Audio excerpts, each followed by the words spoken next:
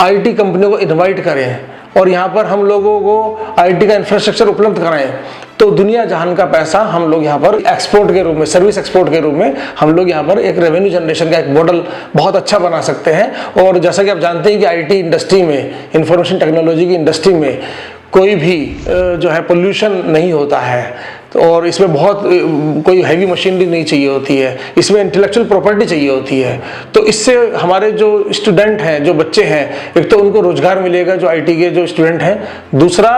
बहुत सारा जो है पैसा जनरेट करने के लिए बहुत ही कम रिसोर्स में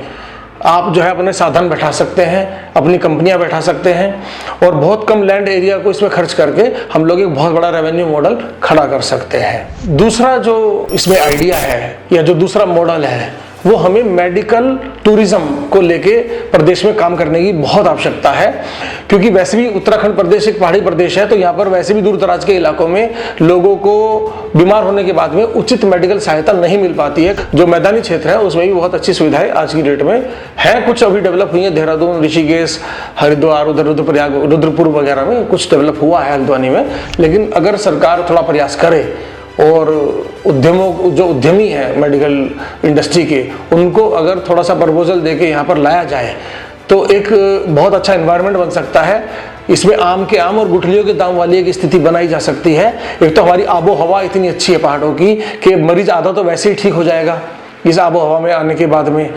और अगर हम बहुत अच्छे अच्छे हॉस्पिटल अलग अलग लोकेशन पे पहाड़ों पे एस्टेब्लिश कर दें और उस पर हेली एम्बुलेंस या हवाई एम्बुलेंस की सुविधा देकर उस तरीके से कुछ प्लान किया जाए जिसमें एक रिसर्च इंस्टीट्यूट भी उसको जो है कहीं ना कहीं रिसर्च भी हो, मेडिसिनल प्लांट जो हमारे हैं आयुर्वेद के ऊपर भी रिसर्च हो, जो हमारी मॉडर्न जो चिकित्सा प्रणाली है उसके ऊपर भी रिसर्च हो और लोगों को मेडिकल सुविधाएं भी प्रदान हो, तो यहाँ के बच्चों को रोजगार भी मिलेगा। अलाइड जो एक्टिविटी है हॉस्पिटल के आसपास जो भी जनरेट हो सकती हैं, थोड़े होटल हो सकते हैं वहाँ पे जनरेट, या जो वहाँ का लोकल इंफ्रा है वो अपने आप ऑटोमेटिकली डेवलप हो जाएगा और बहुत लोगों को नर्सिंग में या बहुत लोगों को और अलाइड एक्टिविटी में या जो लोकल डॉक्टर हैं उनको भी एक अच्छा एनवायरनमेंट मिलेगा और जनता को जो मिलेगा वो एक बेहतर इलाज मिलेगा। तो लोगों की जीवन प्रत्याशा बढ़ेगी, जीवन का जो जीवन जीने की जो उनकी उम्र है उसमें भी इजाफा होगा, रोजगार में भी इजाफा होगा और एक रेवेन्यू मॉडल भी बहुत अच्छा बन के आएगा। अगेन इस पूरी इंडस्ट्री में भी बहुत पोल्यूशन नहीं होता है। हाँ, मेडिकल वेस्ट एक जरूर निकाला जाता है, तो उसके लिए प्लांट हमारे पास बहुत आसानी से लगाए जा सकते हैं उसको डिस्पोज ऑफ करने के लिए। क्योंकि अगर हम बेहतर इलाज और सस्ती दरों पर देंगे तो केवल देश से ही नहीं बल्कि विदेशों से भी लोग, मैंने दिल्ली में देखा है कि लोग मेडिकल अपनी फैसिलिटी लेने के लिए बाहर से लोग, यूरोप से, अफ्रीका से, इवन यूएस वगैरह से भी इंडिया में लोग इलाज कराने आ रहे हैं। तो अगर वो दिल्ली या बॉम्बे तक आ रहे हैं तो क्या हम उन्हें उत्तराखंड में नहीं लेके आ सकते? आराम से लाया जा सकता है, लेकिन एक बहुत ही सुनियोजित योजना पे काम करने की इसमें आवश्यकता होगी। ये जो दो आइडिया मैंने आपको दिए हैं, इन दोनों विचारों को ही पानी और खाद देने का काम करेगा एजुकेशन हब।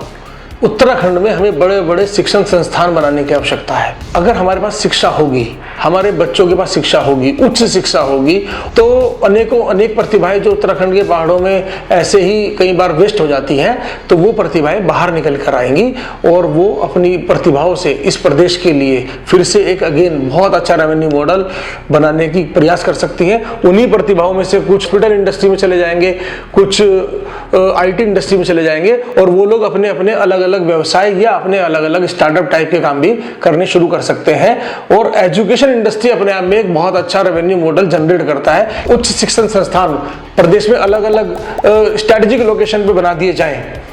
तो एक बहुत अच्छा सुधार समाज में और पूरे प्रदेश की इकोनॉमी में देखने के लिए अगले 5 से 10 सालों में ही आसानी से हम लोग देख पाएंगे। मेरे प्यारे मित्रों, मेरे प्यारे प्रदेशवासियों, ये मेरे विचार थे और ये हो सकता है कि आपको पसंद आए, हो सकता है कि आपको कुछ सुझाव इनमें सुधार की कोई गुंजाइश दिखाई दे रही हो, तो आप प्लीज़ इस वीडियो को अंत तक अगर आपने देखा है तो आप प्लीज़ इस पर अपना अगर सुझाव है तो वो भी आप अपना नीचे कमेंट बॉक्स में शेयर कर दीजिए। और अगर आपको लगता है कि इस चैनल के माध्यम से आपको कुछ जानकारी मिलती है तो आप इस चैनल को जरूर सब्सक्राइब कर दीजिएगा। धन्यवाद।